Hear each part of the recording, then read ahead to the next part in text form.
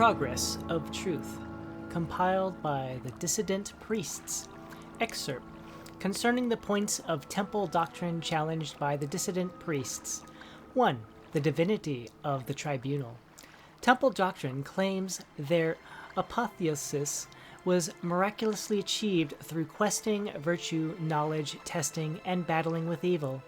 Temple doctrine claims their divine powers and immortality are ultimately conferred as a communal judgment by the Dunmer ancestors, including, among others, the good Daedra, the prophet Veloth, and Saint Nerevar.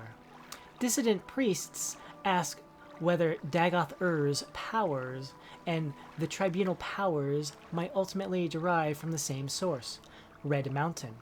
Sources in the Apocrypha suggest that the tribunal relied on profanely enchanted tools to achieve godhead, and that those unholy devices were the ones originally created by the ungodly Dwemer sorcerer Kagranai to create the false construct Numidium.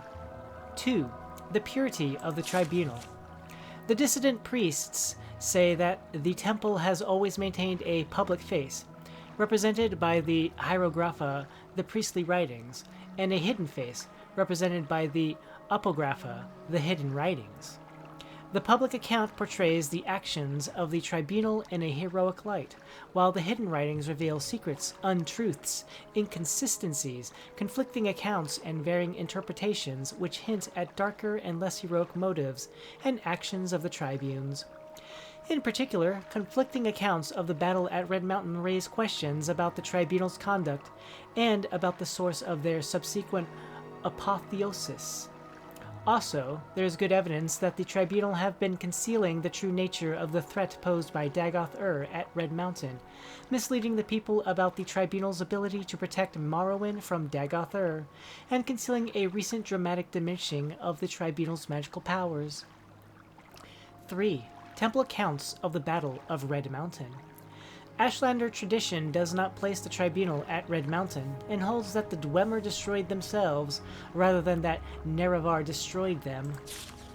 Ashlander tradition further holds that Nerevar left Dagoth-Ur guarding the profane secrets of Red Mountain, while Nerevar went to confer with the Grand Council, i.e. the tribunal, that Nerevar died at the conference, not of his wounds, according to the Ashlanders, but from treachery, and that subsequently the tribunal confronted a defiant Dagoth-Ur within Red Mountain, then drove Dagoth-Ur beneath Red Mountain when he would not yield to their will.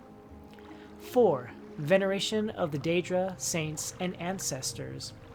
While challenging the divinity of the tribunal, the dissidents do not challenge the sainthood or heroism of the tribunal. In fact, the dissident priests advocate restoring many of the elements of fundamentalist ancestor worship as practiced by the Ashlanders and by Saint Veloth. Exactly how this would work is debated inconclusively within the dissident priests. 5. Denial of the prophecies of the incarnate and the persecution of the Nerevarines. Though no consensus exists among the dissidents about whether the Nerevarine prophecies are genuine, all agree that the persecution of the Nerevarines is unjust and politically motivated. The dissident priests do not reject mysticism, revelation, or prophecy as part of the religious experience. The dissidents have not resolved the issue of true or false insights. They have studied the mysticism of the Ashlander ancestor cults, in particular the rites of the Ashlander seers and wise women, and the prophecies of the incarnate. Many among the dissident priests have come to believe that the Nerevarine prophecies are genuine, and have made a systematic study of prophecies recorded in temple archives. 6. Authority of the Archcanon and the Ordinators. The dissident priests reject the authority of the Archcanon and the Ordinators. The temple hierarchy has been corrupted by self-interest and politics, and no longer acts in the best interests of the temple or its worshippers. The dissident priests believe the Archcanon and Ordinators speak for themselves, not for the tribunal. 7. The Inquisition and the use of terror and torture by the Ordinators. Within the temple hierarchy, it is an open secret that the ordinators rely on abduction, terror, torture, and secret imprisonment to discourage heresy and dissent. The dissident priests feel the ordinators are either out of control or tools used to maintain a corrupt priesthood in power. 8. Fundamentals of Temple Doctrine: charity for the poor, education for the ignorant, protection for the weak.